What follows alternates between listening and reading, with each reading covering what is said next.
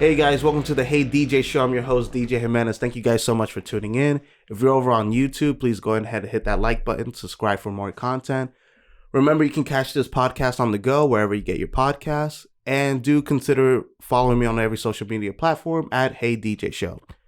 With all that boring stuff out of the way, I'm really happy to introduce my next guest, Rebecca Tucker and Malcom Lovett. Hey guys, how are you doing today? I'm getting there, man. Slurred my words there. Sorry about that. Good. How are you guys doing today? I'm good. Good. All right. Thank you guys so much for being here. This is going to be a fun episode. And it's an honor because it's the last episode of the year. Yeah. So I'm not going to do any more. So this is it for me. And then I'm just going to enjoy my break till we go back to school next semester. All right, guys, you're still going to Highlands. You're still going to Highlands? Okay. Yeah.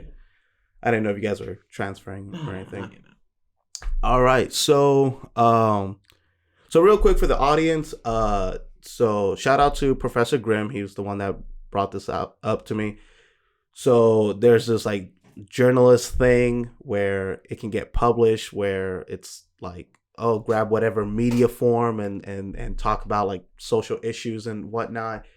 So I reached out to you guys and was like, hey, you want to be on the show? Let's talk about some like social stuff. We'll each bring a topic and we'll get a couple of minutes to talk about it. I think it'll be fun to get our perspective in it. And I don't know what you guys brought to the table. You guys know what I brought to the table, but we won't have to start with me. Whoever would like to start, say your topic and let's get into it. Let's talk about it. Who would like to go first? Rebecca. Do you want to go first? If you don't want to go first, you don't have to go first. That's fine. Yep. All right. Rebecca, what's your topic? So we had kind of talked about this before. I wanted to do like identities and representation. Okay. Of those. Dang it, you stole my I'm kidding. It kind of goes with mine, but Yeah. I like it because it's your perspective. So yeah. So what about identities and representation? I wanted to discuss because I think we all have different opinions on how important it is to have representation, like of ourselves in media. And This stuff. is nice too because we have like a little gradient going here, you know. Yeah. No, I absolutely love it. And that's not even a joke. Just from all angles. It's gonna be great. All right. So, yeah, like you think it's important to have representation in things like media. Yeah. And like how the little white girl can have like a little bit of say, but don't feel like I can talk that much. And I like having this dynamic. Awesome. Just go. You're good. All right. I'm watching you. No kidding. So, let me ask, like, because that's an interesting thing, and but I want to pick your brain at it. Why do you feel that like you yourself being a white woman can't talk about certain things? Well, with like representation, especially, it's all white girls and everything. Like they're everywhere now, and then a lot of times where roles should be played by someone who's not a white girl is taken over by a white girl, and so.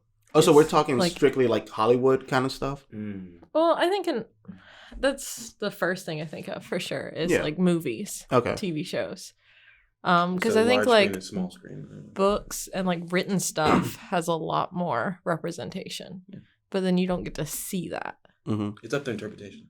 And I think for a lot of people, like visibly seeing things is important, and like seeing yourself in things. When you said that, one thing got brought up, like came into my mind. I never seen the movie. I've seen a little bit of the anime. The Scarlett Johansson in Ghost in the Shell. Did you guys see that? I did not see the movie, the old movie or the new movie, but I grew up watching Standalone Complex. Okay, that is one of my favorite anime of all time. So when I saw that when Major Kusanagi was being played by ScarJo, an American, white woman. I'm not trying to be racist. I kind of got on my back foot. I was like, okay, all right, who's Beto? And then I tapped out. And then, yeah. But, yeah. The new Mario movie Chris Pratt. That's a bit weird, but funny. That is an. This is good. This is good. All right, I wasn't Mhm. even thinking about that. So okay. So thoughts? Like you couldn't find an Italian to voice an Italian. Well, you know Mario Or- isn't played by an Italian, like the Mario voice actor. Really? It's a white guy. Okay. Well, I mean, The one that we all grew up to love. It's a white guy. Charles Martinet is white. Well, I forget his name. I just know that he's white. No Italian in him at all. No. Oh well, I'm not gonna say there's no Italian in him. I don't know, Okay, but he's it's- not Italian. He's yeah, not, like when he speaks like normal, not Italian accent. Let me just say that. Lou Ferrigno was Italian.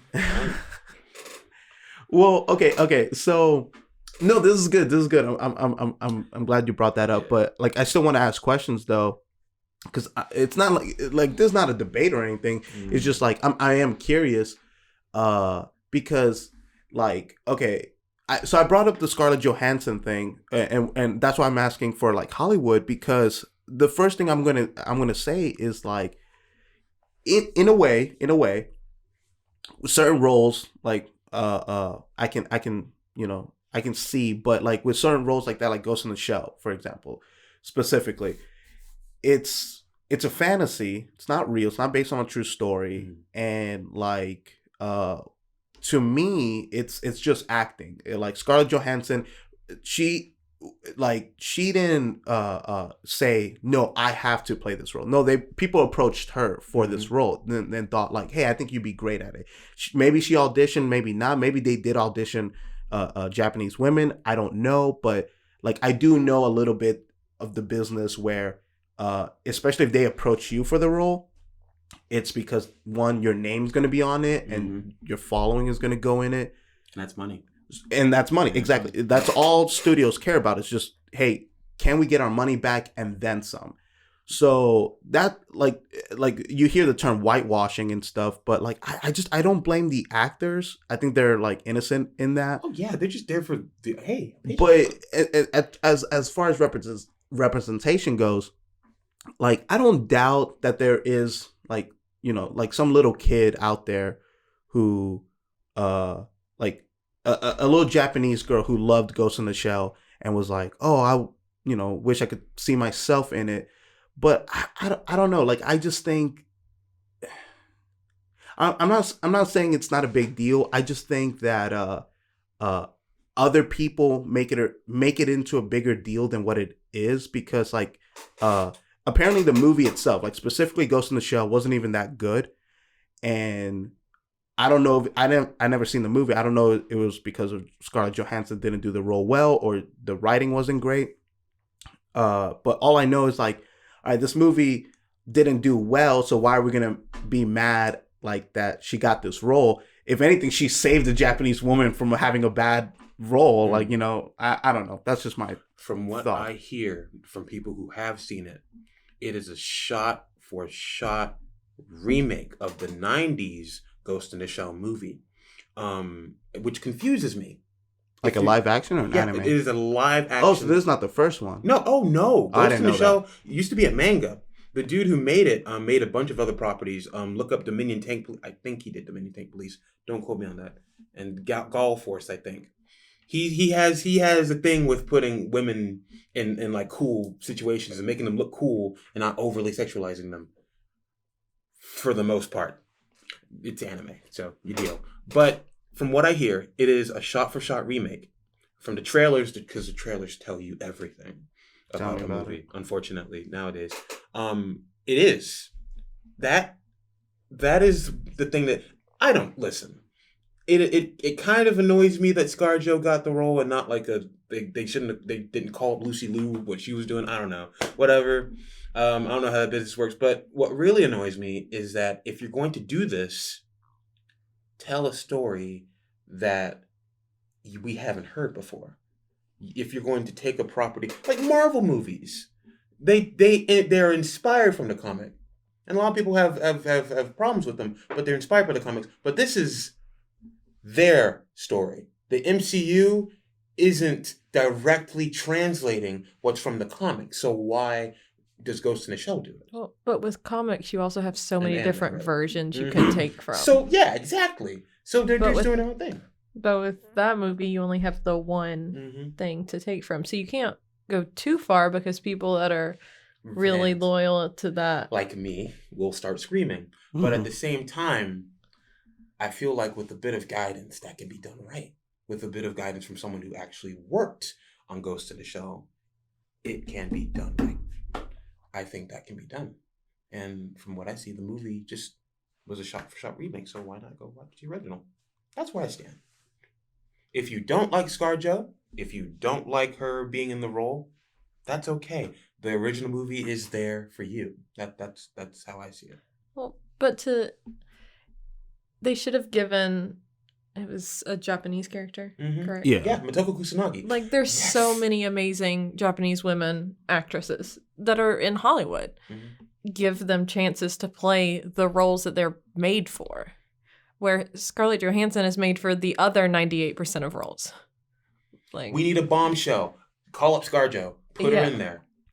How would you respond to somebody who says, well, an actor's role is to play something that's not them?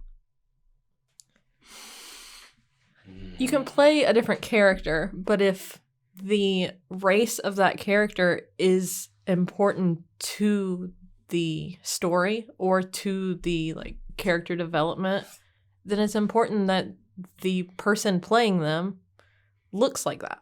Yeah, it's just like the only thing I'm pushing back towards is like, what if their race has nothing to do with the story? Because that being said, it's like Nick Fury in the Marvels, originally a white guy in the comics, and then Samuel L. Jackson played it. No one was mad because his race wasn't important, and Samuel L. Jackson also did a great job. There were some people who were kind of miffed about it, but then Samuel L. Jackson is just he blew it out of the water. He was great. He looked at you, said, "What the hell?"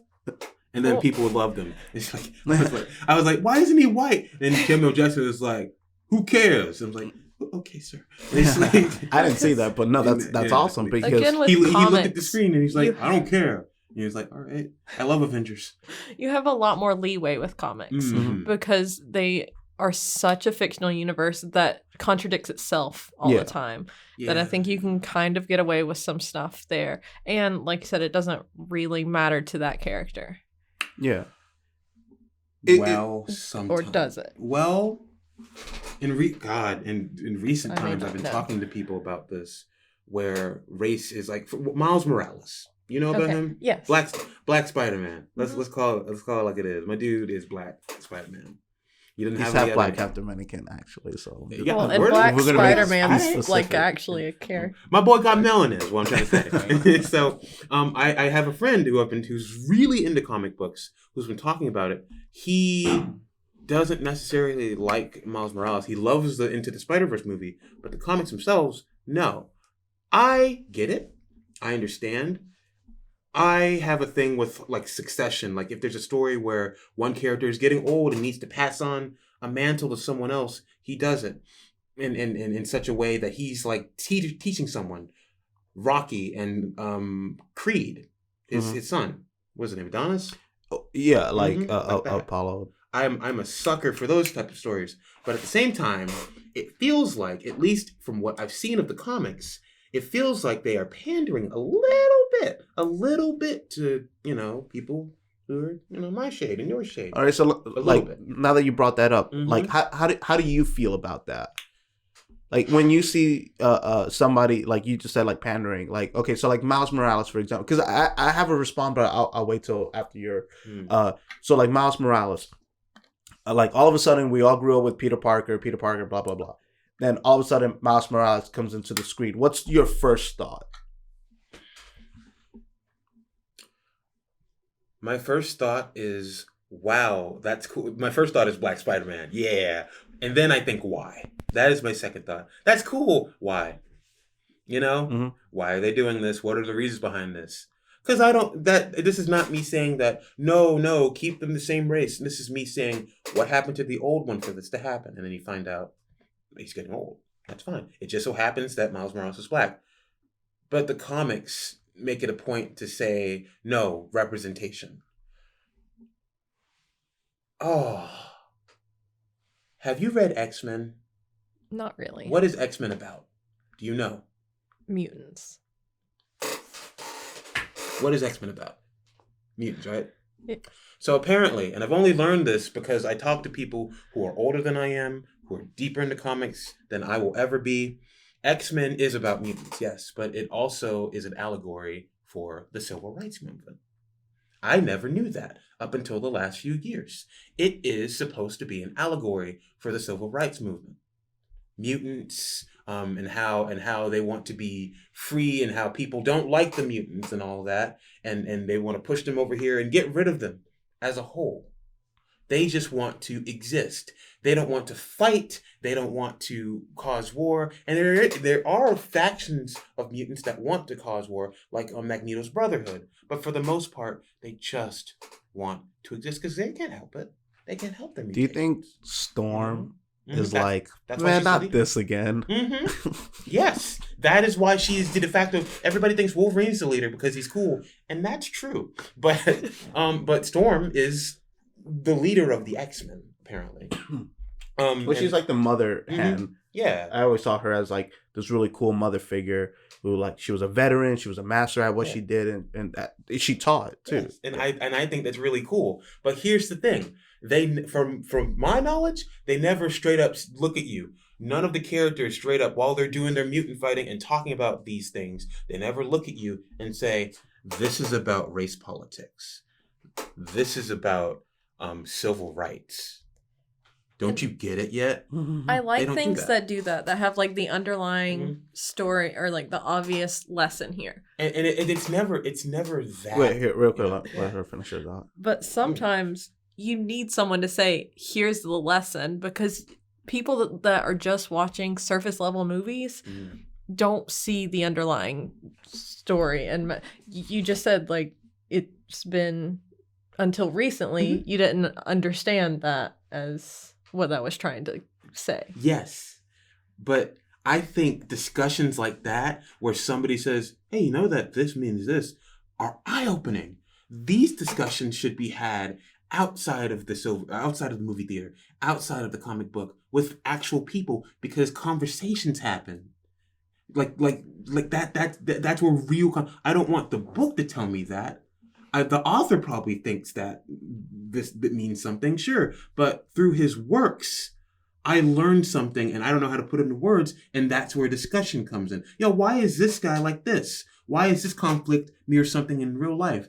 A friend looked at me and said, "It is because it is representing the civil rights movement, is representing this," and then we talked for hours, and my eyes were opened. Nobody in that book, in that comic book that he showed me from Second and Charles, we were in Second and Charles at the time, and we sat down in Starbucks and talked. Nobody in the comic book, no character said anything about it, but you knew. And I think that means something.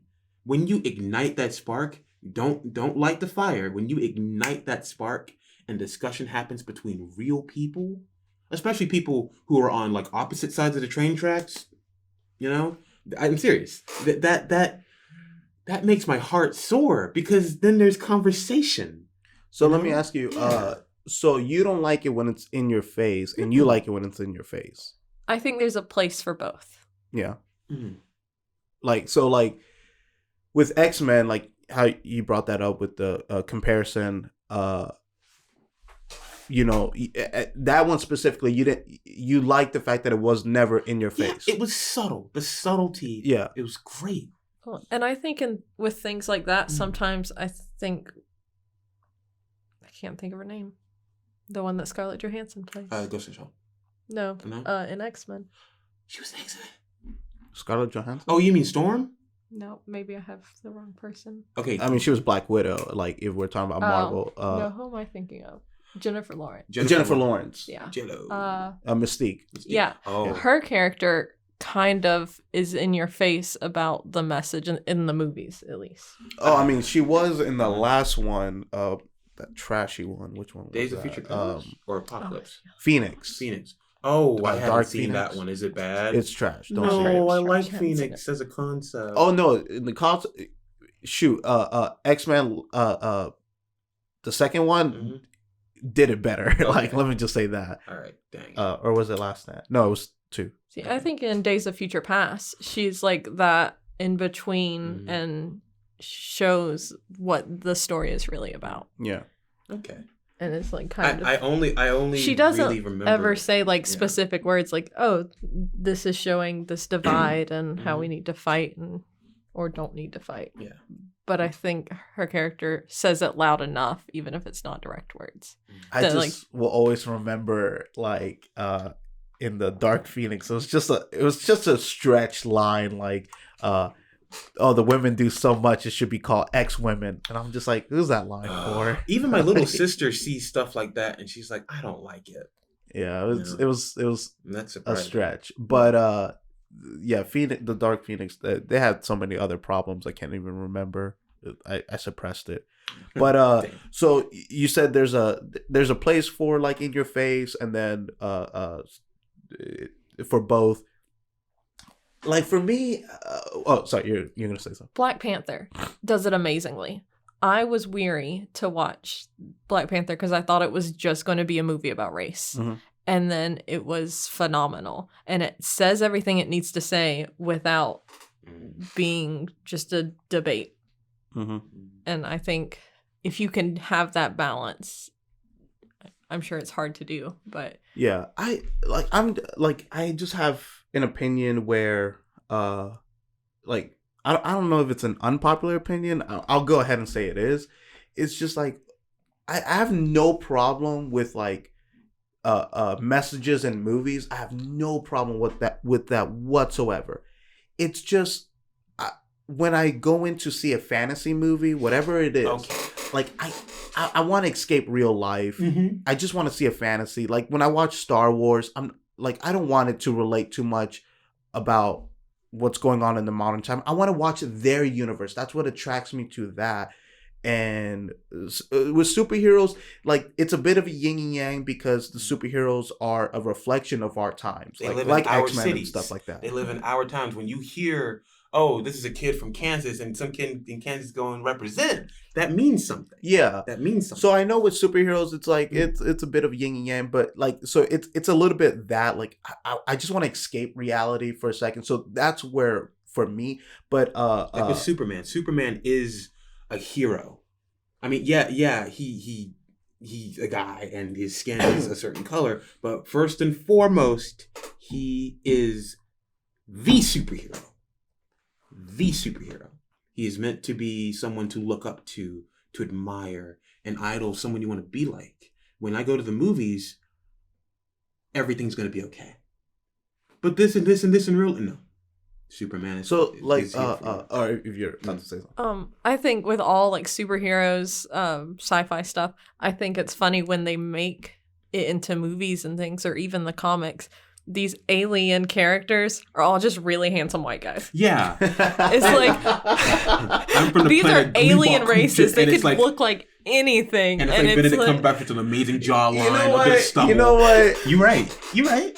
You're onto something like, there. Doctor Who does the same thing. Like there's everything that's like, oh, you could be a green blob, but no. We'll grab somebody. Yeah, like like Thanos is like, I'm from Titan. Boy, you just left Gold's Gym. Wait, so at least would he's you be purple. Yeah, at least he's purple. Would you be okay if it was an average looking white guy, like with zits on his face or something? Like tall and lanky. He has little antenna hanging out like Star Trek. You have the opportunity to be an alien. You could look like anything that you couldn't imagine. Because you want it to be slightly relatable, right? Like I mentioned Star Trek, a lot of people in that show who are from another planet great. just you have do have a ears. point though. Mm-hmm. I can't argue. I've actually never I've heard many like points and I feel like I can like kind of debate it. That one you win. I can't even debate that.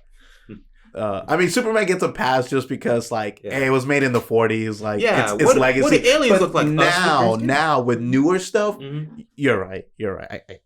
Yeah. Well, and like they're all about the same height. They're all muscular, and they just so happen to be able to have like a kids with really children. short alien. Mm-hmm. Yeah, someone with a beer belly, it's like, Yeah. and he's like the most powerful thing in the world, and he's green. Yeah, something different. And you see stuff like that, but they're always treated as joke characters because haha, funny, different. You're a blob, and that's funny. Wow. Meanwhile, I'm a normal human, and I can have kids with a human for some reason. That's crazy. So real quick, if you could like, not necessarily summarize, but what are like, if you were to represent somebody, like say you were the director of a movie, like you have full control over a movie or a TV show, what are the do's and don'ts for portraying somebody like blank race? Insert whatever race here. What are the do's and don'ts? So there's a movie based on a musical, Dear Evan Hansen, that has gotten a lot of backlash about for many different reasons. But I feel like in that movie, they had like a checklist of like, okay, we need a gay character and a black character and a nerdy character. And I didn't like that. You want it to be organic. Like you want there to be a smooth flow with the characters. But in your everyday life, you have your gay characters and your people. They're not characters, and like your different races and stuff.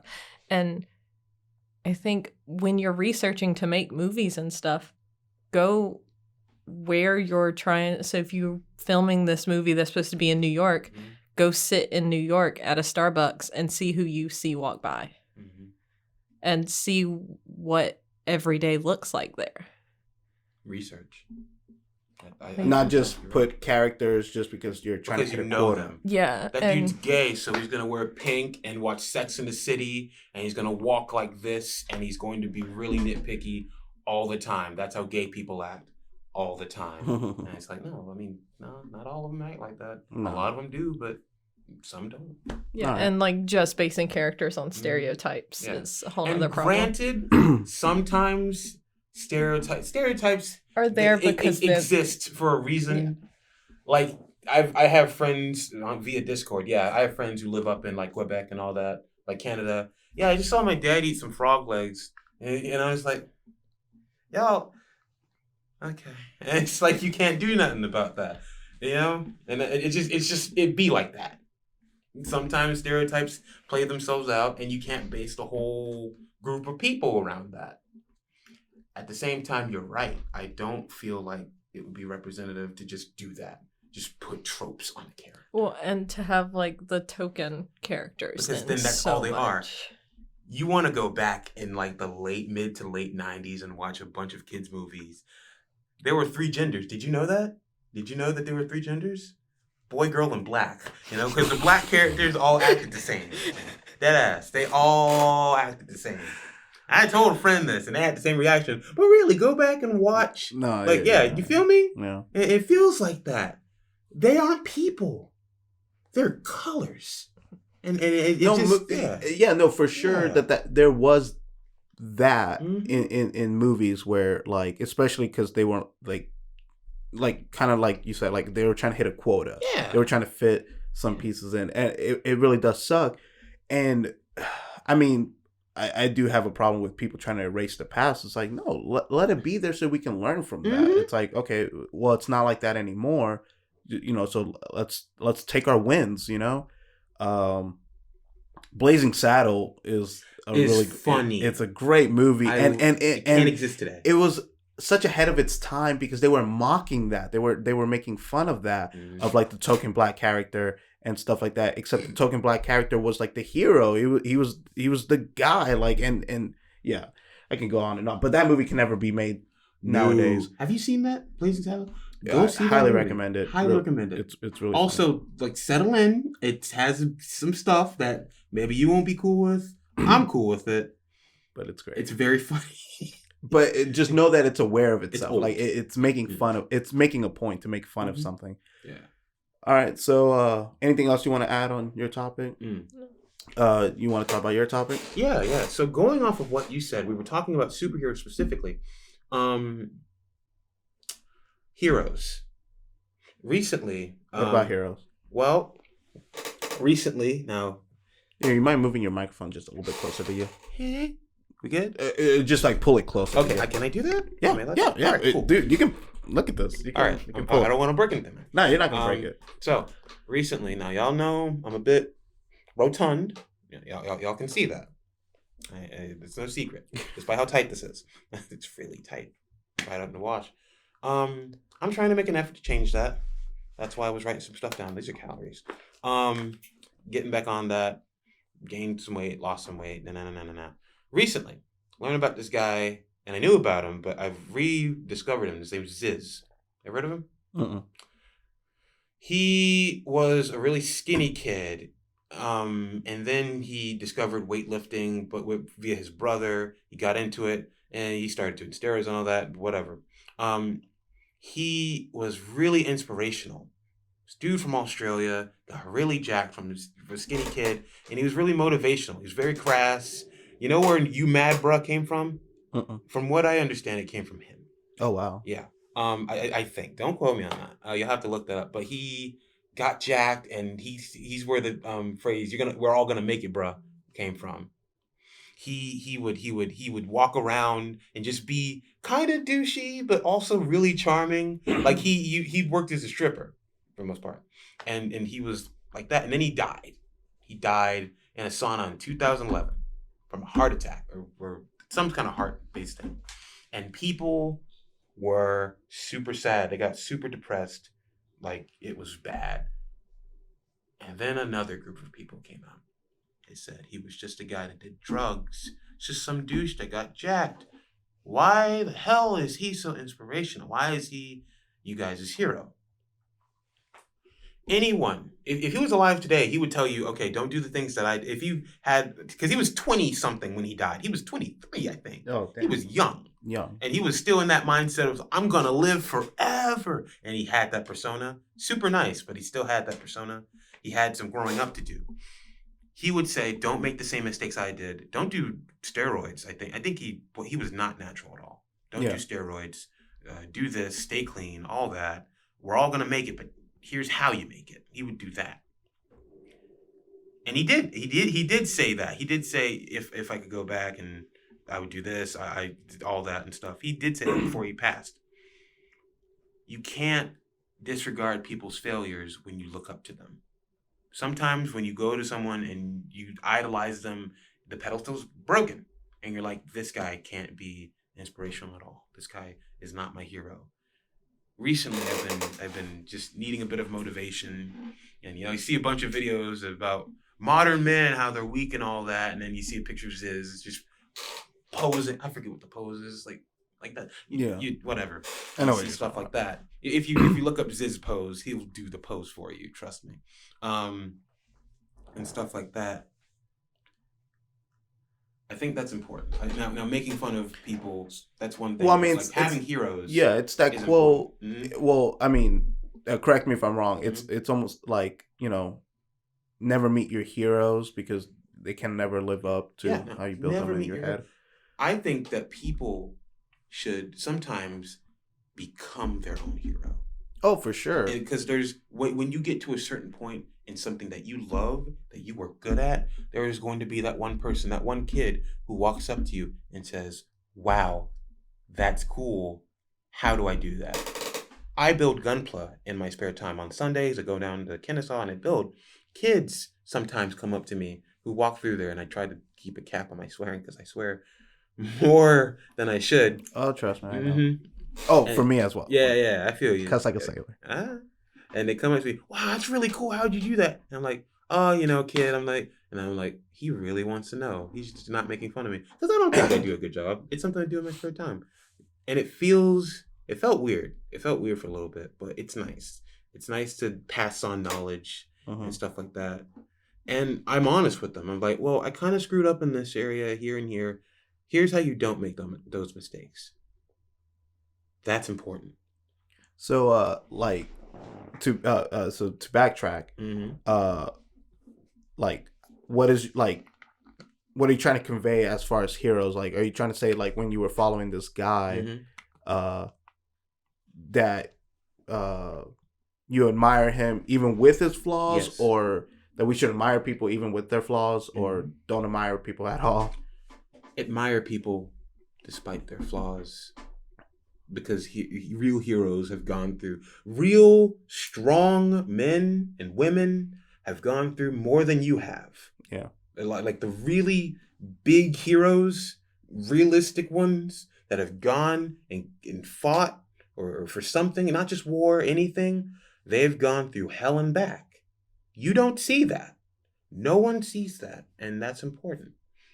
So real quick, before I pass it on to Rebecca, if you could define a hero, like in your own words, what is a hero?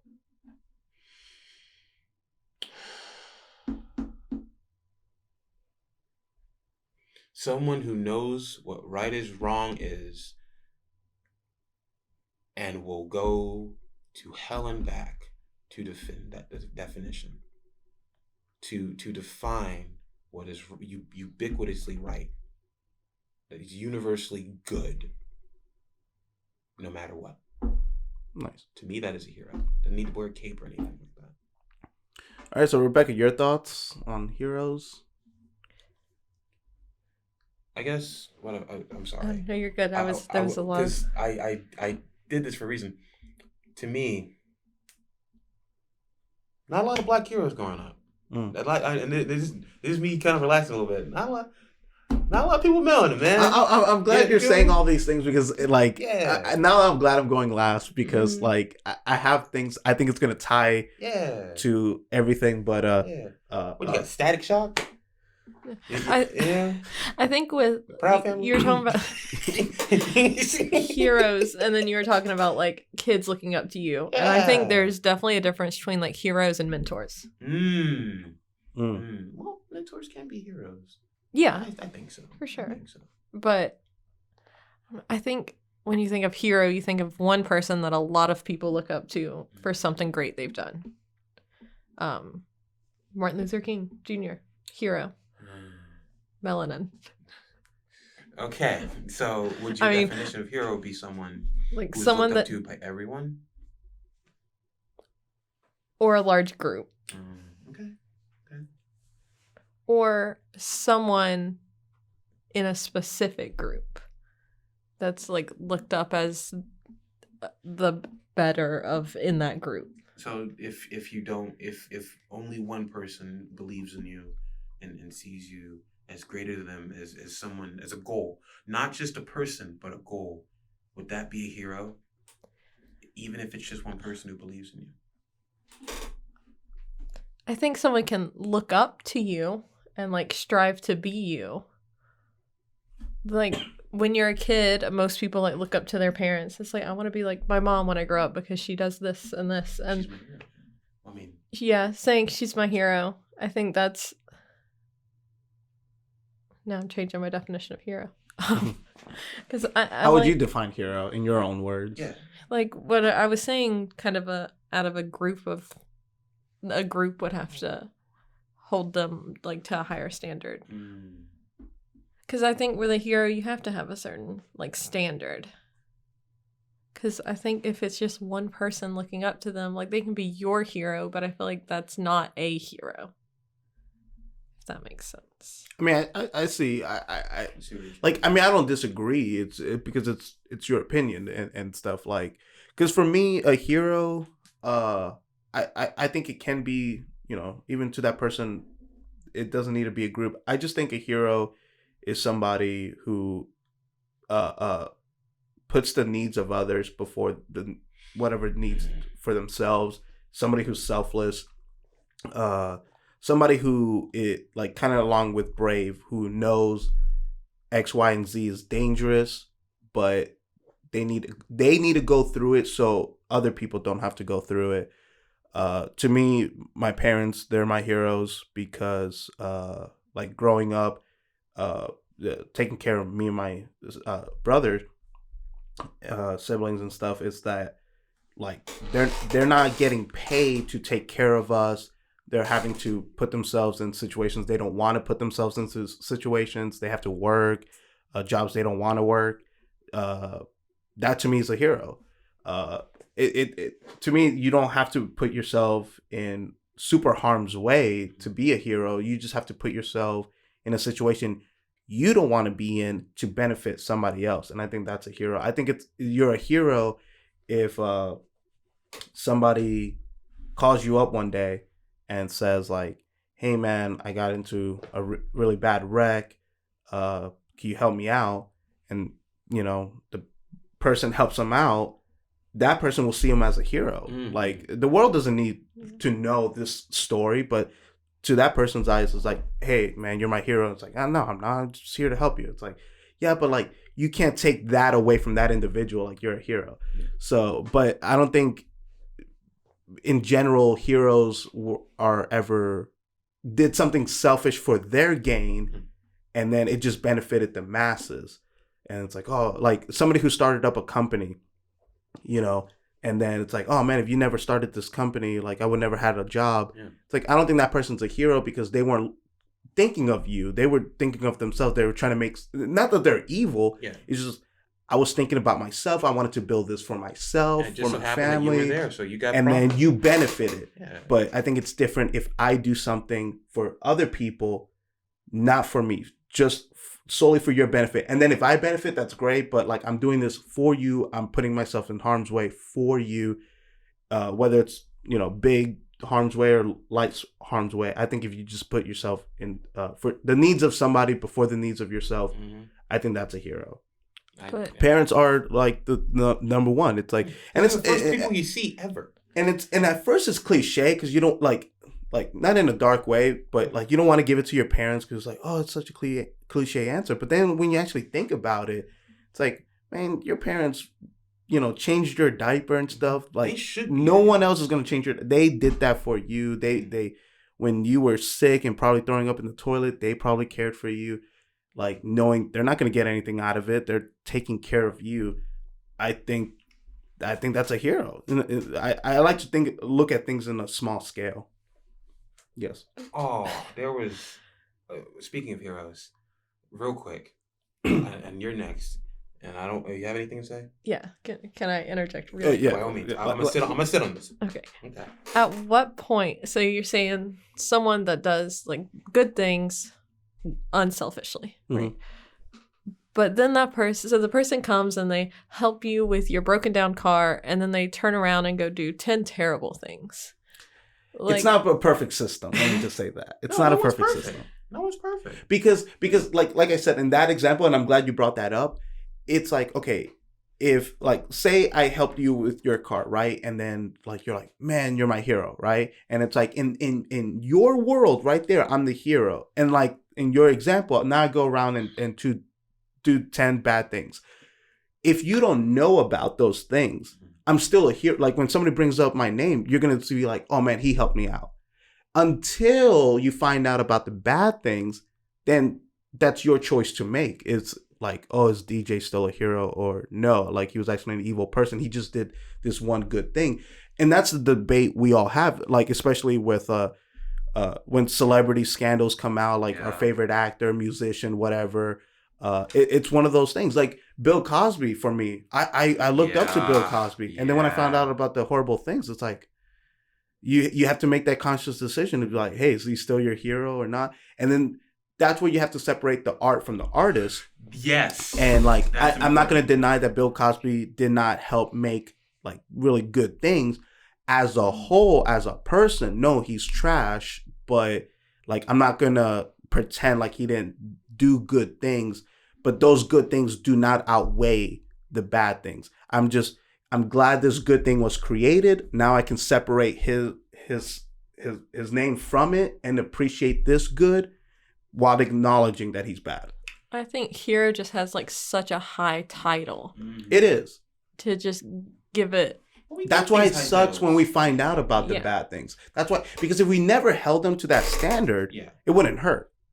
It's like, again, not even celebrities, just people you care about. Like, man, my best friend. Then when you find out your best friend's been like talking crap behind your back, it's like it hurts because you held them to that standard. But when you find out a random person is talking bad behind your back, you're like, okay, it stings a lot. All right. But with heroes specifically, it's not about things that are, and this goes for not just heroes or people you look up to, anyone. for me, I can get hurt by someone and it stings. It's happened recently with a friend of mine. We're not really friends, and I don't know if he's ever gonna watch this. Hey, dude. So it's not about things that you do. You're on a podcast. Say. He's not, so you're winning. Oh, hey, now. It's not about things that you do. It's about if you do them again. That's where I stand. People are going to mess up, and sometimes they're going to break and mess up very, very badly. You have to accept that, because if you did something, if you left this room right now and some chain of events in the next day, month, year happened, and you, I don't know, you were in someone's like den just snorting coke or some, I don't know, something, some underground dark nonsense. You made the Matrix 4. Oh. Yeah, that's unforgivable. Yeah. I'm sorry. I'm so salty about that. You retroactively made the Matrix 4, you monster. But I'm serious. If you did that bad thing, but you said, I did it. I am sorry. That means the world. If you did it and looked at me and said, and I do it again, damn what you feel. That means that I walk away. So now we're getting into like kind of cancel culture. Yeah. Like, so because, you know, somebody brought this up a while ago. Like one of my buddies, we were talking about it. It's like the rules of apology. And I have something just like way before really cancel culture ever blew up. Like I remember having this opinion. If I wronged somebody in public, then my apology has to be public. But if I wronged you in private, my apology has to be private. What cancel culture a little bit is, I think people that are wronged in private are now asking that, oh, your apology has to be public. And it's a little bit narcissistic at that point. And so like when it comes to an apology, like if somebody were to make a mistake and they were to apologize, now that's where we need to talk about like, okay, public or private. You know, when's it appropriate for it to be public or private? And I think I have a good standard. If I did something bad to you guys in private, then the apology should be private. Like the world shouldn't have to know. Yeah. I am sorry. It's not like I'm in public. It's like, hey, I heard a rumor that you apologized. Like, yeah, I did. I mean, now it's different if I lie, but if you wrong you did something wrong in public, I think the public deserves. You apologize to everyone you touched, like not literally, but like with your words. Yeah, everyone in earshot that you talk to needs to hear your apology. You shape them. A part of what you said is now a part of them, and they saw you screw up. It is you have to say something. If you're going to be in the public eye, you need to say something. Yeah. That's why I can't be a politician. I'm too petty. I will tell people, hey, you hurt me. I'll screw off. That's just me. So what do you have to say about the fact that my feet... Bro, shut up. Your feet stank. I'm passing the bill. Go home. All y'all. Anything to add, Rebecca? With like the private and public apology, have you seen the movie 10 Things I Hate About You? Yes. So, have you? No. Okay. Good movie. No, there's a part where the girl in the movie gets embarrassed by the guy in the movie, and they're like, you have to apologize. But instead of an apology, he embarrassed her. So then he just makes a fool of himself and is also embarrassed. So it's like that eye for an eye thing. Yeah. Does it take place in high school? Yes. Yeah. Okay. It's a great movie. You should watch it. It's there's classic. There's different scenarios. Like when he's singing in the bleachers. Yeah. Like it has to like make a fool of himself, and it's like, okay, so he didn't apologize. Yeah. But it's like, okay, I just made a fool of myself, and then it's okay. It's like, okay, we're good. We're being square. We're good. Yeah. And so I think different people in different scenarios can be different things, because like those were public things, but there was never like an apology. There was just an evenness, and that's also for entertainment purpose, and it was funny. It was. Yeah, I feel like once you get older and you firm up, and like that sort of like spirit of like, well, now we're even goes away, and now you just want to talk like adults, and like If that happened in, say, college or actual, like, a workplace, dude wouldn't, like, trip over something on purpose, wouldn't put a banana peel down or whatever he did in the movie. I don't know what he did. I'll probably have to watch it. It's a good movie. Okay, all right. It's a rom-com, but like I'm not watching it alone. Were good. But we would say, hey, look, I wronged you. I'm really sorry. I mean it. Okay, I screwed up. This is what I did. I'm sorry, and you meant it, and you can see that on people's face. You mean it. If he did that, that would have been all right. But you told me when it takes. I'll have to bite my tongue a little bit. You told me when it takes place. You told me what the setting is. I'm going to go into it knowing that. Keep that in mind if I ever see this movie. On a lighter note, to kind of wrap the hero part, who is a hero? Who's one celebrity you guys would like to meet? Like that is like one of your heroes? You first, because my answer is actually what I wanted to say. Okay, well, my first thought was Stan Lee, and then I got really sad. Oh, man, dude, trust me. I'm with you there. Betty White. Betty White? She's going to like someone that's been around a long time and has figured out how to stay quiet, but like is universally loved. Betty White's a badass. And I like grew up with Golden Girls, and I love it. Hell yeah, man. Yo, that show's raunchy sometimes. That was a show that was way ahead of its time. That show is great. That show made me cry sometimes, dude. Touched a lot of subjects that shows won't even touch now. I've seen like a couple episodes when I was a kid. I can't really recall, but I've heard that like it was ahead of its time, and that it can't be done today. It's an episode where B. Arthur falls in love with the cop, but then at the end she realizes, I can't love you. You're a cop. If I get a call that one day something happened, I won't be able to handle that. And the cop's like, word, I understand, and he leaves, and it's a clean cut. We can still be friends and all that. Nah. But that, I don't know why that hit so hard. I remember that episode. That show was amazing. It was great. What about you?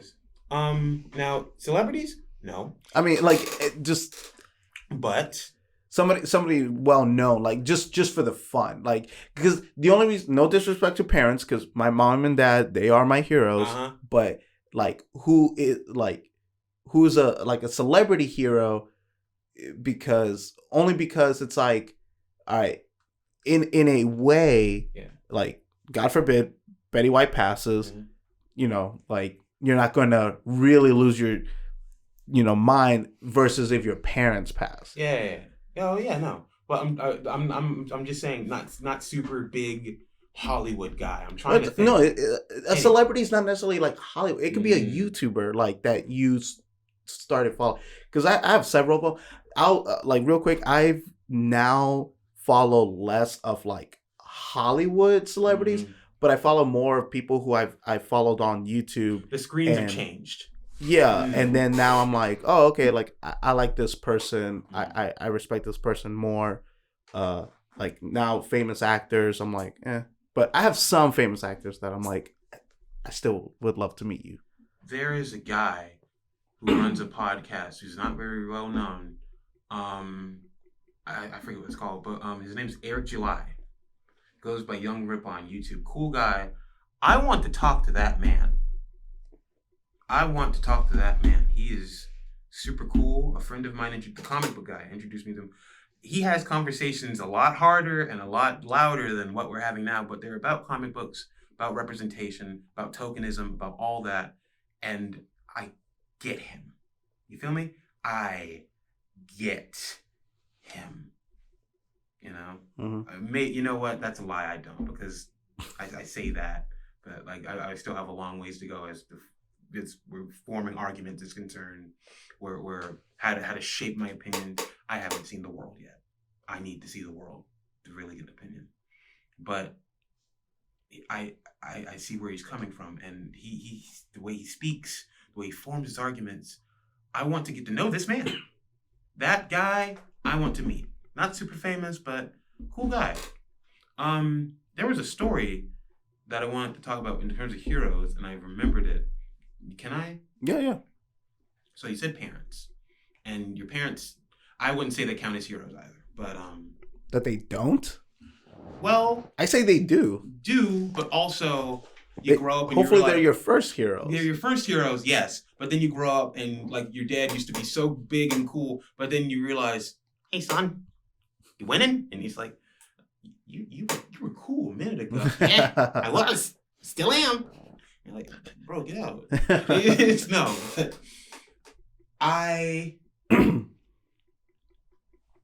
Pops was never there. It's like that. Dad was never there. And mom isn't really a father figure. God knows she tries to be, but then she remembers that she's a mom and goes back to being a mom. I love her to death. Hi, Mom. Hey. Hey. Hi, Mom. She's probably going to watch this. I wouldn't say she's my hero per se. I respect her a lot. More than she will ever know. I love her more than she will ever know. I keep my son. I say that because what I'm about to say may sting a little bit. I'll be for real. My mom, as with all mothers, can be kind of a pain. They're not a mom or dad if they're not a pain at a point. But more so because she is the only parent I've had. So she has double duty. She has to raise my dumb ass and my little brother and sister. And I'm 1/4 raising them. And I don't know what I'm doing since I don't know how to be a dad. All I know how to do is go to school and stay up until 5 working on stuff. That's what I do. However, she may be a pain.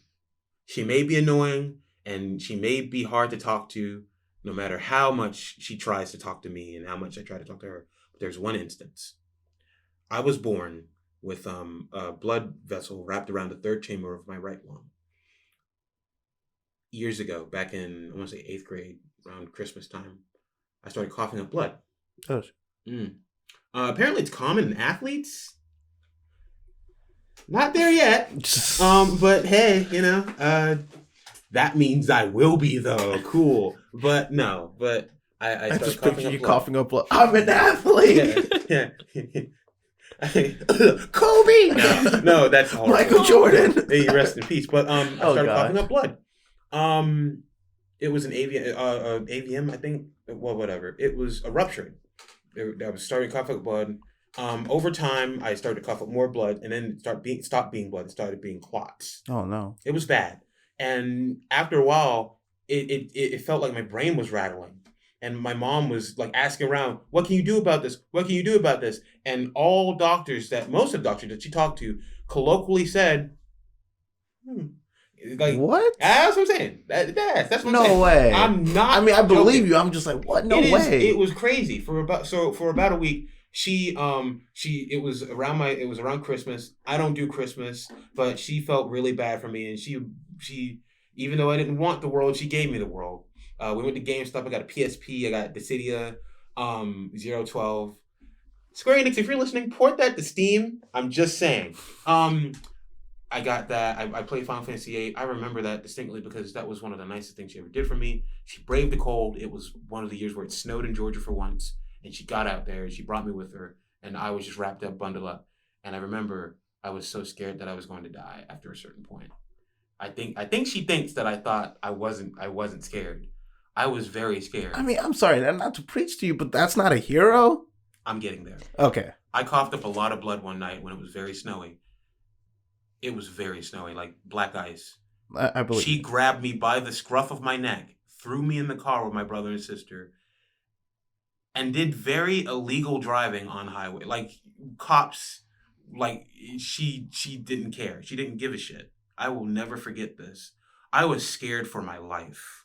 Not because of her driving, but because I was about to die. She took a bucket and said, "Cough up blood into this." She drove about an hour to the hospital. We lived in Canton at the time. And she drove to the hospital I went the first time. And she grabbed the bucket, went in there, and supposedly she put on the counter, "Look at this. Look at this." And apparently that's what she did. And the doctors were like, "Okay, get him in here." And I will never forget that. She could have called an ambulance or anything. They wouldn't have gotten there fast enough. Especially with the black ice. She didn't give a shit. She drove miles, empty highways, iced up roads, through snow and sleet to get me there. And no matter what I say in the future, what I have said about her, right then, she was my favorite person in the world. Nice. And like, she's not my superhero, she's not my idol, but I mean, like, I just, I mean, everybody to each their own, but I just want to say that. That's all. But like, to me, that's a hero right there. It's the person doesn't have to be perfect 24/7. She's the first hero I ever had. Because you know, like, my parents know this. It's like, they know that, you know, they haven't done like the best things for me, but they're still my hero. Like, because in the end of the day, they're still my parents, and no one will ever love me like they will. But have they made mistakes? Of course they made mistakes. I made mistakes as their son, but like, they're still my heroes. But they're just, their mistakes does not outweigh the good that they've done. That's just me. And I think for parents, another word other than hero that I like is advocate. Like, your mom advocated for you, went to the doctors, and stuff like that. Yeah. Like, your mom went out of her way to do things in your name, and like, your parent is your biggest advocate. She was very mad that day too. Like, she was mad. Like, she was like, "Malcolm, don't talk." And it was like, "Oh, okay. Yeah." It's like, I got this. Yeah. No. So that is a strong. I'm gonna. Can I use that? I'm gonna use that. Thank you. The advocate. It's not my word. I know, but like, for that, you know, that's a good way to put it. Well, and especially like when kids are younger and can't really speak for themselves. Yeah. Like, that's, your parent is your advocate. They do everything for you. And... Yeah. So going back to my hero, like, I mean, I got so many, but my like Hollywood hero, Keanu Reeves. I love Keanu Reeves. I know my show made it if I got an interview where we just chill, we just talked about life, we talked about The Matrix and John Wick, and like, that's it. He'd be my final guest, and I quit the podcast. Yeah. I'm like, nobody can top him. That would be cool. Yeah, but I'd freak out. Yeah, no, Keanu Reeves for sure. Like, Hollywood hero, and then like, I have so many like YouTubers that, like, you know, just, well, I wouldn't even say YouTubers. They're just on YouTube, but they have other stuff. I just discovered them through them. One of them is the Warrior Poet Society. Like, they're like a gun company, a gun advocate and stuff. And I'm super pro Second Amendment, and but they do so much more than like guns and stuff. They talk about like how to raise a family, how to be a good person, how to help out your community, just like how, like, and for men too. Like, it's a lot of content for men, and it's like, you know, how to be a good father figure to little boys and stuff. That's important. Just a bunch of really cool content. And I actually had at the restaurant I worked at, one of the co-founders of the company, they're local here in Georgia, and he came into the restaurant, and I was like, "Hey, I'm such a huge fan. Can I get a picture?" And I got a picture with him. His name is Evan Temple, and the other founder is John Lovell. Like, he's like the face of the company, and they're just really cool people. And I've been following them for years, and like, yeah, and I gravitate towards that because they share the same values I do, and yeah, like, I just had the honor of meeting them. I just wanted to share that story real quick. It was really cool. That's what's up. I was like geeking out at the restaurant. I was like, I know who he is. Nobody knows who he is. I love him. You thought you were cool too? Like, yeah, like, hopefully. Yeah, that's cool. I got a picture with him. It's like, oh, this guy. But no. So that was my thing. Anything else to wrap up on heroes? No, I'm good. All right, cool. All right, so my topic is that we talked a little bit about is diversity. So I wanted to bring it up to a question form. I want to we got some of your inputs, but I'm still going to open it up to you guys. So diversity and representation, because there's no way you can escape it. Like, all right, so I want to paint a picture, and then we'll get into the Hollywood part. Say you're about to hire a company, you know, or you're wanting to work at a company, whatever, just insert company here. and you walk in, how important is it to you guys, like genuinely, that their employees are diverse? Like, how important is that to you guys? You want to go first, or should I? I think it's important to have people from different backgrounds and scenarios, because when you have different people that have grown up differently, you're going to succeed more because you have different trains of thought. That's fair. So not necessarily does that have to be like you need this many of this race or this many of this thing, but to have an amount of diversity is important because it will help your business grow. Agree. Malcolm? Oh, right.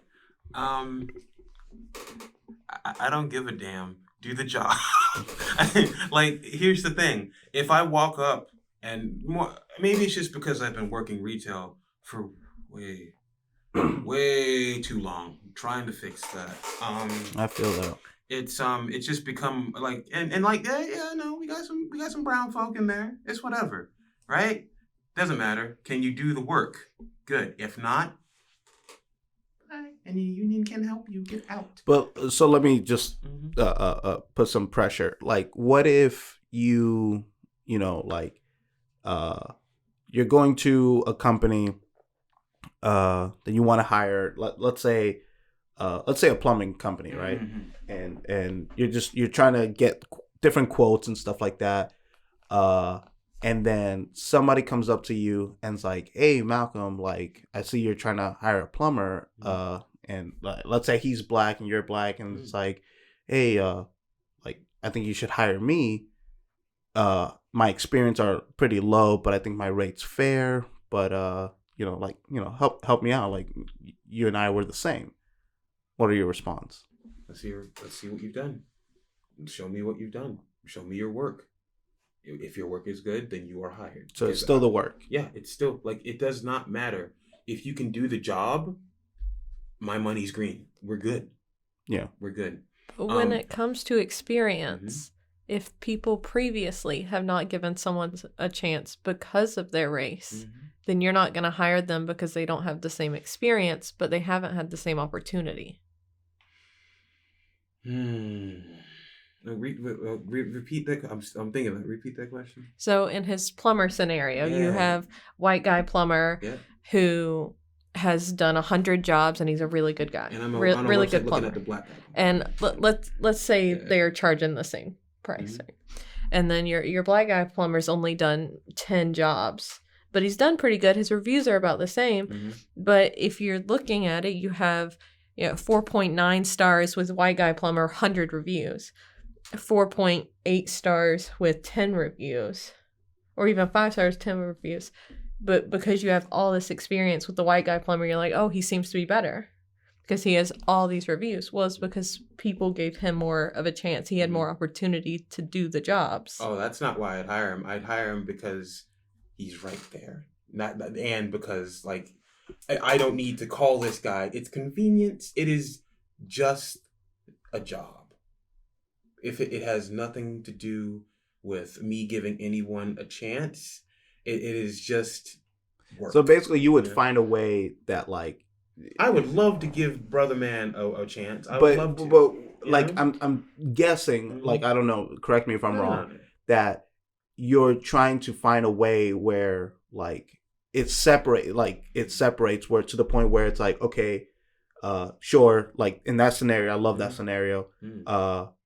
Like, now, are you more convenient? Are you closer? Are you more available? Like, because if they're the same rate at that point, if they're the same rate and one has way more experience and the other one, then at that point, my mind would work, okay, I'm available this day. Are you available this day? The moment they give me a no, then it's like, all right, well, tough. I got to go with the other guy then. Exactly. Because at that point, it's not personal. It's literally never about skin. It's literally about, okay, I have to meet a certain criteria. Like, I'm only available this day.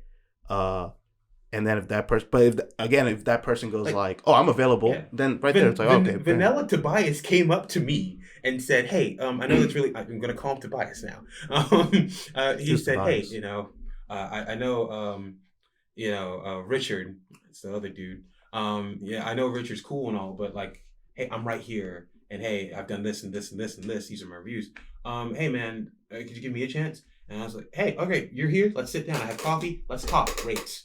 What can you do? When can you get to me?" And he tells me yes. He's in. Because at that point, once you hire him, if he does a bad job, then it's not because of his race or anything. It's like, okay, I gave you a shot. Sorry, dude. You did 10 good jobs, but I guess your 11th you didn't.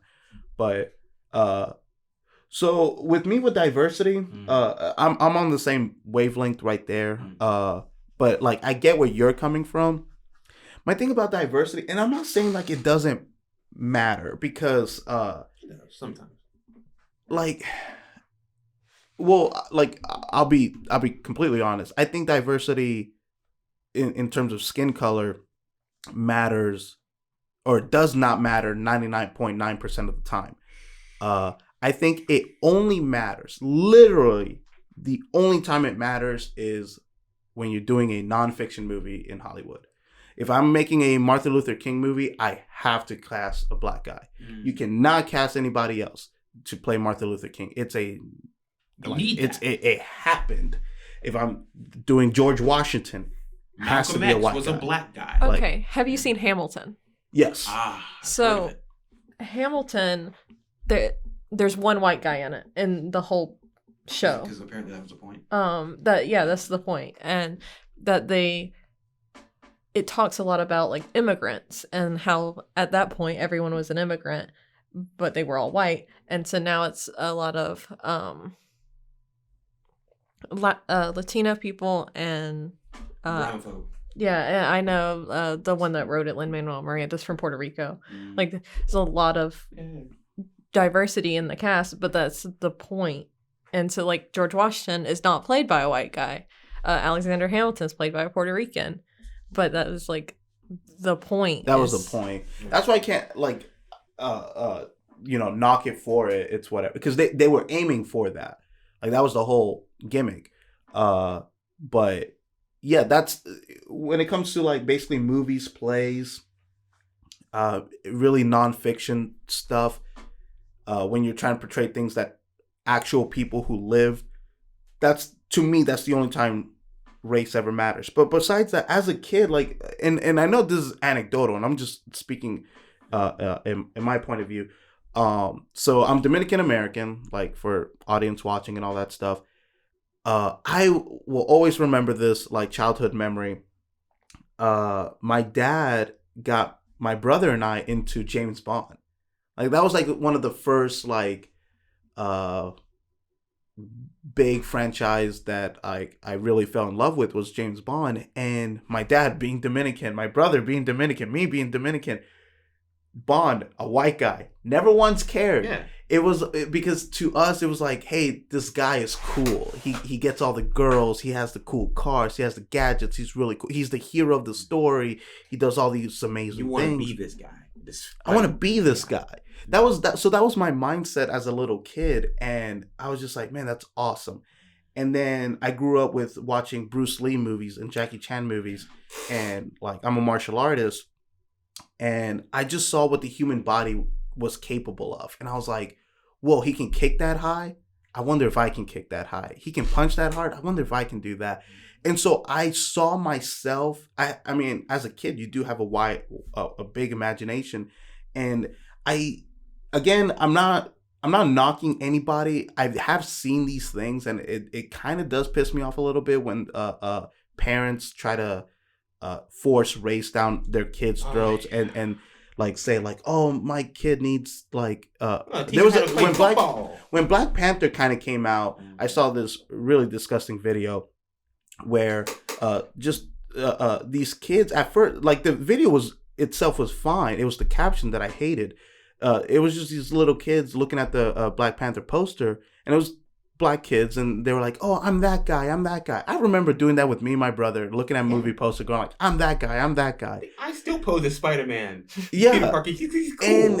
And then, but the caption made me mad. It was all like, "See, this is why we need more representation in Hollywood and stuff." And I was just like, okay, first off, these kids would have done that regardless of movie posters. Yeah. Like, don't put this on the internet. Like, don't try to rally people. It just made me a little bit mad. But the reason why I say that is because kids' imaginations, and they're so innocent, runs wild. They just want to see cool things and see cool characters. If you give them the opportunity, like to be able to do cool things, they're gonna do it. Whether they continue to do it in their life is, depends on them, depends on life. But like real quick, like kind of where I wanted to get at with diversity is that like, and you said it, it's can you do the job? Oh man, it's just like when and that's why I brought up the company thing. It's like when people focus like, oh, this company needs to be diverse. This company needs to be diverse. Can you do the job? Yeah. That's all I care about. Right. Because I have a funny example of like I challenge anybody who disagrees with me. It's like people who disagree with me, I'm like, all right, you even don't care about diversity. Only in Hollywood do you care about it. Here's why. Have you ever flew on a plane and cared about the color of the pilot? No. If they represented you? You just thought, hey, I hope you can fly the plane, But like if now we were to talk about specific companies about like, yeah, but there's not that many black pilots. All right, let's look at that specific companies. Are they keeping black people from being like actual good black pilots from being pilots of their company?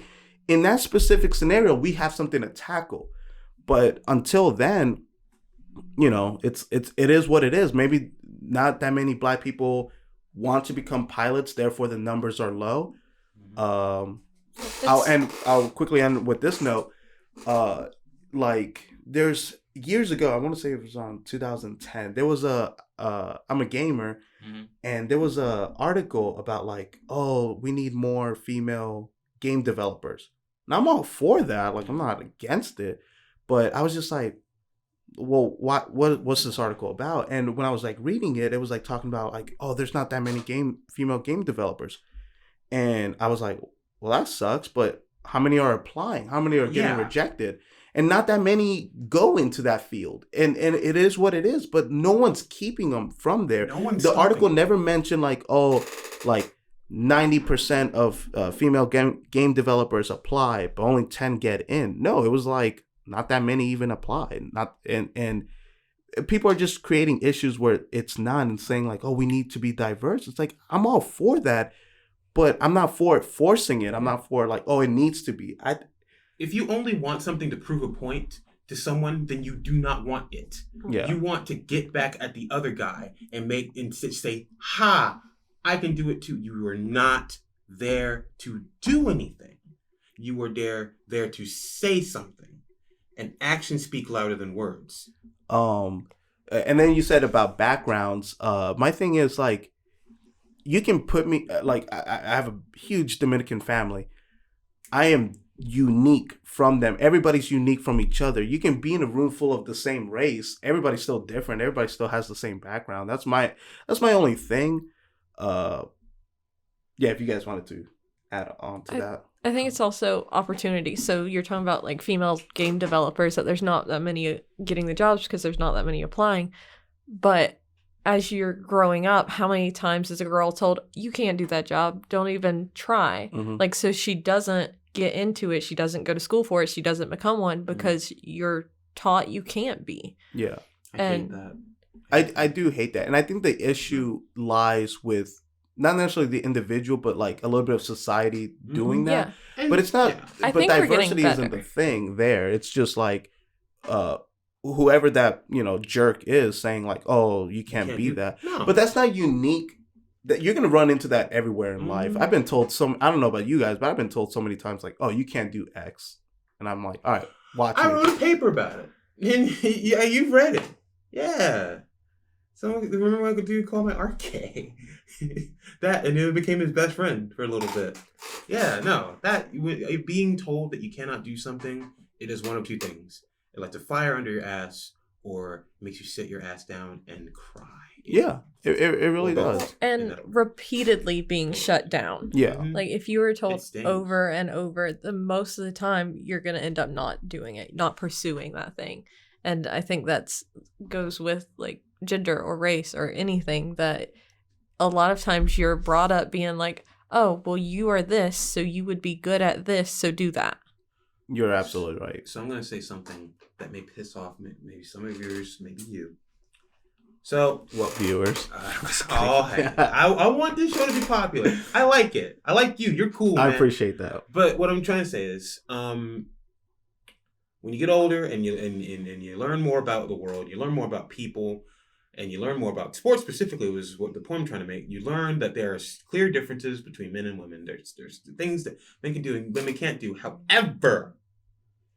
However, despite this, no one should ever say that strength should be limited by what's between your legs, ever. All right? Strength does not belong to men. Being strong, being built does not belong to adult men. Or anyone can be strong. Anyone can jump high, fly, or do whatever. And it doesn't matter. All right? If you're a girl, if you're a boy, you can do amazing things. Then there are some things you can't do. Yeah. There's some things that you can't do with what you got. Yeah. If that's just that. Yeah. Here, Rebecca has something to say. With that, go on a male and a female's bodybuilder's Instagram. Yeah. And look at the comments. Because on your male bodybuilder Instagram, it will be like, you look amazing, keep going, like, you're so strong. On a female bodybuilder's Instagram will be how disgusting she looks. No way, really? Oh, yeah. I did not know this. That I don't play that. When women look strong, they get critiqued so much. That it's like, oh, women aren't supposed to have muscles. You're not, like, it's not supposed to look like that. It's not, you're not supposed to be, your arm shouldn't be that ripped. Like, you're not supposed to look like that. It's her body. I mean, if she wants to get fit, that's nothing to be ashamed of. Well, I mean, that's the point she's making. Yeah, I know. That's annoying. That type of thing is I did annoying. not know that. Like, oh, wow. yeah, no. I knew. That's disgusting. You know what? I'm going to say this right now. I want me a strong woman. I like a woman who can kick my ass, man. I love that. I'm saying, seriously, that is horrible. That is horrible to put someone down. I don't want that fear. I don't want that. Like, I don't want that fear. I'm just kidding. You know what? Okay, granted, I'll be able to fight. This is gonna be a Mr. and I don't Mrs. want to Smith date a type of thing. She-Hulk, man. Like, listen, there's a line. We both fighting. It's a love is not 50-50. It's 100-100. If you're gonna be 100 with me, I'm gonna be 100. We're fighting. I'm gonna miss the face, but we cool. No, but see, dead ass. No, that's not. I'm not gonna. Mom told me not to. Hit girls, that's funny, and that sucks. I did not know rough. that. But I knew that. I know people who are like, yeah, I don't like girls who work out.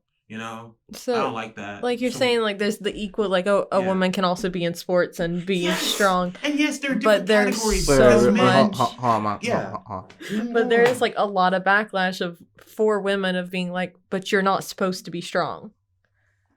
Like you're not supposed to be able to be in sports. So many, and you're told it from the time you're really young. So these people that, like a girl that might love soccer when she's 4, but is told, oh, you can't grow to be a soccer player, you're a girl. So she stops. I want to find that person. Like, what? Like, I mean, I believe you. I'm not saying I don't believe it. I'm just like, that's mad. Like, it's not malicious. It's just like, don't waste your time on soccer, honey. Like, you'd be so much better if you go dress up. And you know what? You hear that from women, too. Oh, yeah. You hear that from, you should do this. You should be... My grandmother has on multiple occasions went to my little sister and has gotten, like, miffed with her because she's kind of tomboyish. And she is. Seriously, I treat her more like a little brother and a little sister. And I'm sorry, Cedar, but it's true. I probably shouldn't.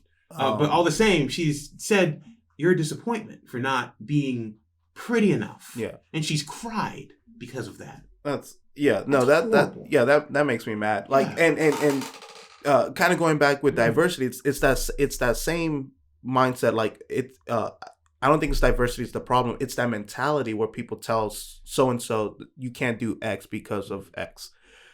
You can't do X because of Y. And then like real quick, I wanted to tie into the Miles Morales thing. Yeah. So for me, like I love Miles Morales, the character itself. I never read any of his comics. I did like the movie. But my thing about with representation and doing things, it's like okay, I'm glad Miles was created instead of another Peter Parker who just happens to be Black or Dominican. Like that's where I draw the line. I'm a huge Batman fan. Love him. If you want to make another character who holds the Bat mantle, that's fine. And you want to make another race, that's fine. He just can't be Bruce Wayne. Bruce Wayne's already an established character, even though he's fictional. Terry McGinnis, exactly. So cool. And but like certain characters, even though they're fictional, they're still established. Like they almost have their own identity. So certain things I'm flexible with, but like if you not pandering is the wrong word. I can't think of, for lack of a better word, pandering.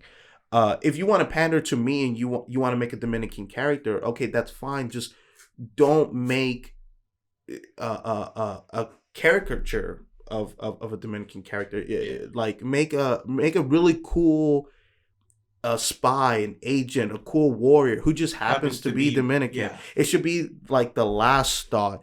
It shouldn't be the forefront where it's like, oh, we have to put in a Dominican character. Because I'll say this right now, especially with representation, a Dominican character does not represent me. Just because you're Dominican, you don't. I'm pretty sure with white characters, you're automatically like, you don't represent me. Yeah. And I'm pretty sure with you, with black characters, you don't represent me. It's about your values. It's about like, okay, like pizza is one of my favorite food. If a character in a movie or whatever is super obsessed with pizza, you can't eat pizza. You're not Italian. What's wrong with you, man? Exactly.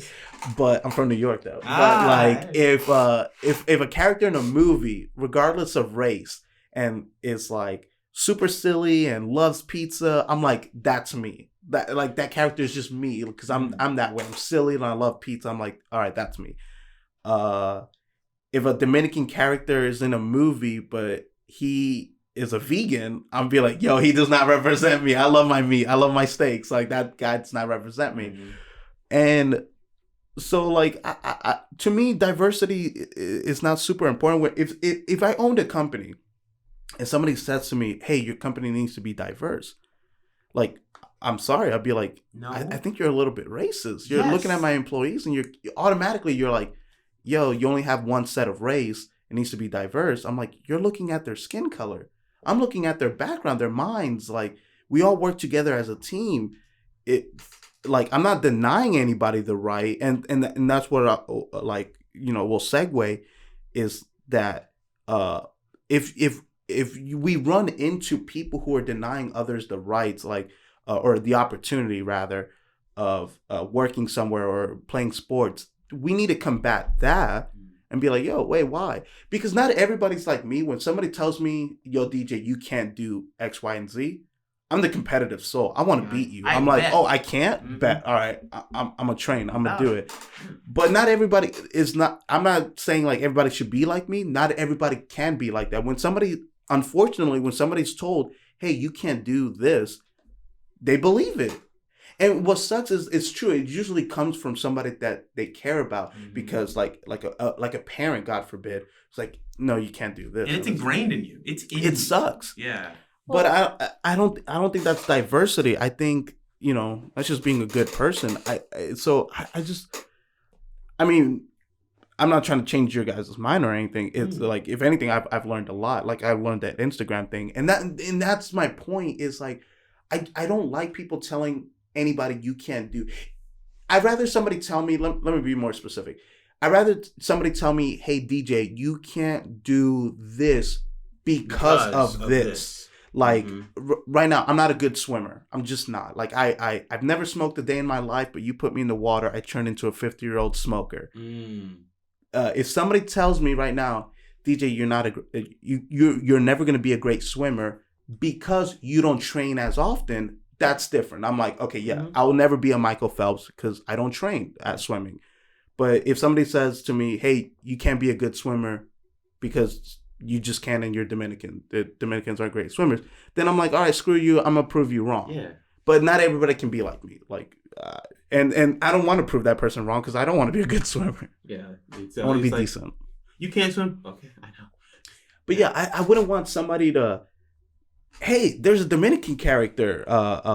Like you should like this movie or should like this artist simply because they're Dominican. No, they don't represent me. I don't know their values. But then there's things like whole shows and movies, like what Hamilton did. In the Heights was the same creator that did the same thing. The entire cast is Latinx, I believe is the correct please don't way to say that.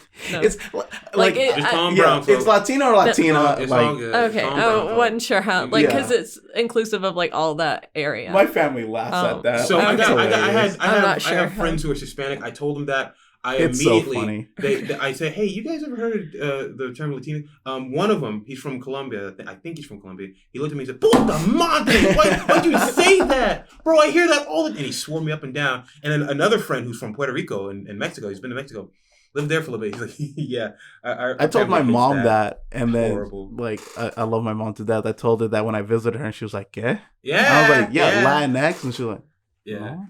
And I was like, Nah, Latino, right? Like, you are Latina. She was like, yeah. And I was like, all right, good. Well, I think it's supposed to like just include more, Yeah. but either way, but like you're more likely to watch a movie like that and find a character in it, and they all look more similar to because of where they're from, Mm-hmm. and then you're gonna find a character because all the characters are different that you relate to and looks like you. Yeah.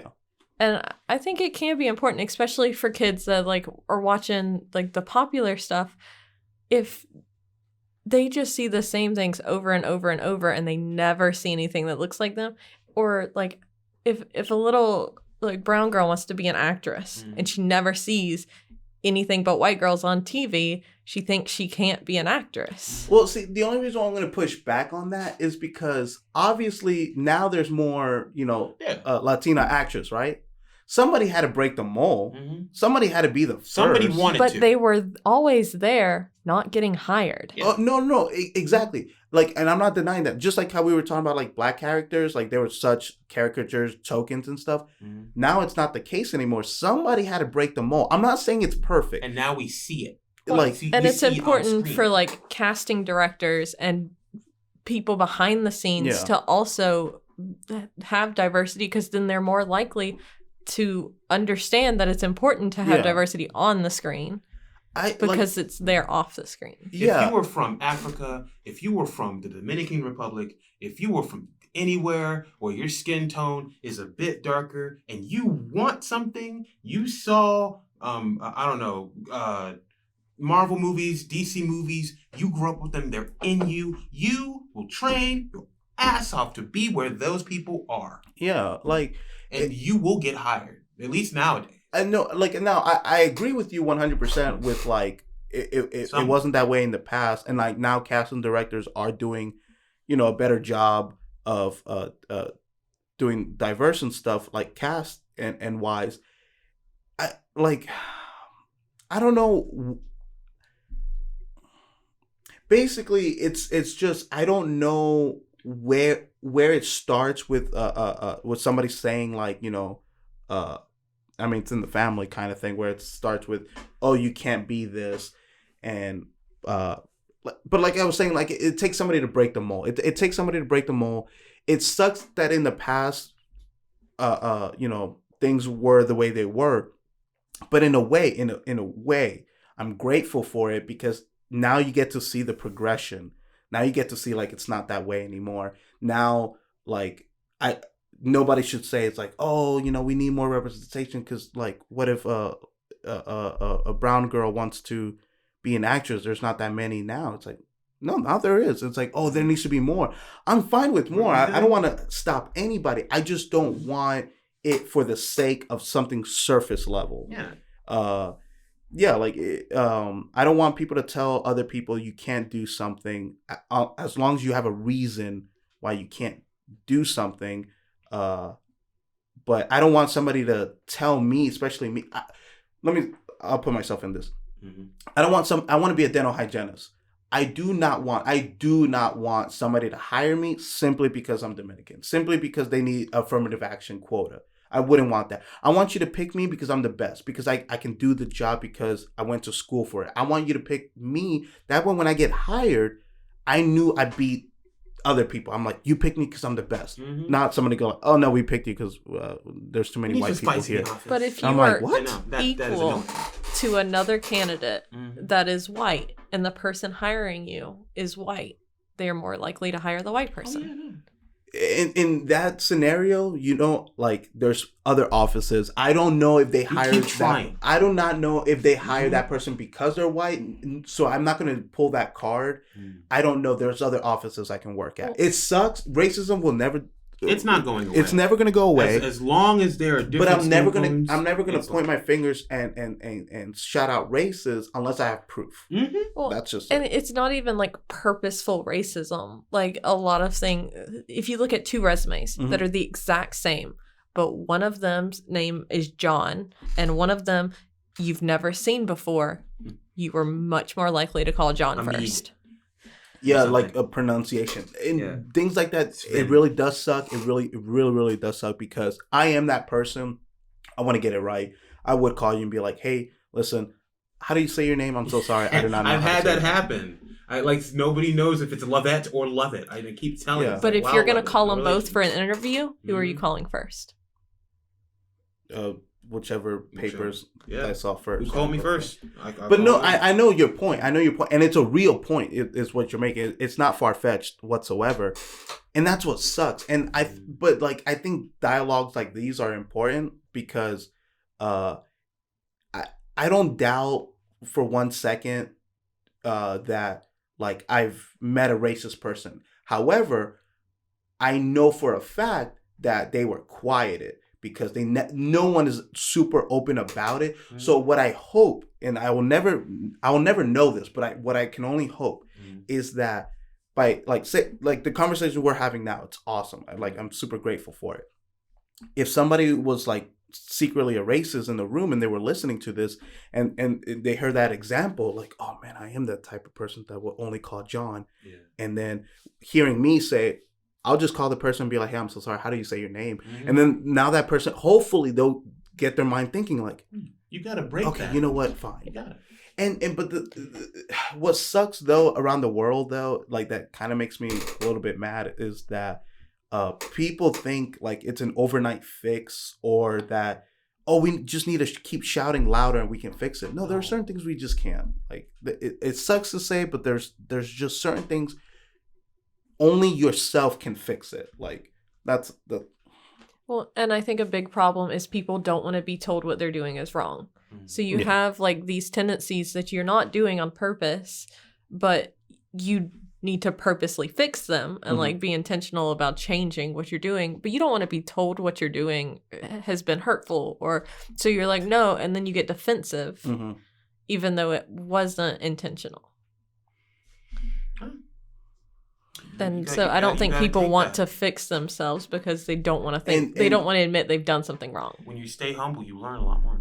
No, and you're right. And those are what we call lost causes, unfortunately. It's one of those things where it's like, because it's almost like, helping somebody with like a drug addiction or any kind of addiction. The first step is admitting that you have a problem. And if that person just can't get to that point, then it sucks. I hate thinking about it, but it's reality. All right, well, we're here at the end. Guys, thank you guys so much for coming. If you guys wanted to like close with anything, I did want to actually close with this, just something lighthearted and silly. New Year's is coming up. You guys have any New Year's resolution? What something you're looking forward to 2022? We'll start with Rebecca first. I've never been big into like New Year's resolutions or anything. I'm going on a cruise the first week though, so that should be fun. I've never been on one. No, I've been on a cruise twice. The last time I got sick and I got the flu, and I don't think I'll go back again. That's a cool cruise, dude. Jesus. Where are you going? Cozumel, Mexico, Costa Maya, Honduras, and Belize. Nice. Is it a week-long cruise? Yeah, 7 days. Nice. Cool. So I'm the same as you, where New Year's resolutions haven't really been a thing, because like if you're good, why wait? Do it now. Yeah. Go for it. Well, no, I'm not saying it's however- so much like a life-changing thing. It's just, hey, 2021 is almost over. What's something in 2022 you're like looking forward to? I personally would really, really like a job that is both efficient in terms of like school and stuff I want to do during the day, and I get paid to be able to move places, go to different places, take care of my car, buy clothes, buy food. I want that Hire next my year. man Malcolm. Mhm. Company's out there. He's a great guy. What's good? There you go. I'm a cool guy. I don't know myself, but yeah, that's what I want in 2022. I'm working towards that, and I hope to have that next year. Nice. It's not really a resolution. It's what I want. It's a goal I'm setting for myself. There you go. I'm gonna work towards it. So Hell yeah. working very hard. For me, it's just besides doing well in school, I'm going to dental assisting school starting in April and be done with it in July, and then hopefully be out of a restaurant, cause yeah. I knew a guy who worked a restaurant, and he said it was a fresh slice of hell. It was. I mean, he knows how to cook. It's cool, but it's just I want to go ahead and step into my field, what I want to do. So I've been working at a restaurant for a decade, and I'm I want something new. I'm itching for it. But the restaurant I work at now, people are nice and stuff. I've met a lot of cool people, and so no disrespect there, but I want something different. I want to go ahead. He still loves you guys. Don't worry.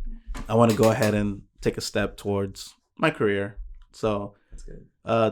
That's what's gonna happen in 2022, and then this show have more people on. I just got another mic, and you guys are my second guest where I interview two people at the same time, and so hopefully a little bit more of that next year, and just keep rolling with it and keep having fun with it. It's just a hobby. It's a fun hobby. If someone comes on your show that's super famous, I'll be really happy for you. I hope that happens. I know, me and my friends are betting what famous person needs to be on the show for you to know all right, he made it. But no, that's it. Thank you guys so much. I'm gonna shake your hands and stuff. Rebecca, thank you so much. Yeah. Malcolm, thank you so much. The pleasure's all mine. You guys have no idea. My old table, I'm telling you, it was a bad of. Bro, let me drive over there. Hold on. So now look at this. Yeah, it's great. Oh my god, I love this table. Even shaking your hand from that side, but shaking your hand is the majority. I love this table. All right, so that was it. Thank you guys so much for listening and watching. Take care.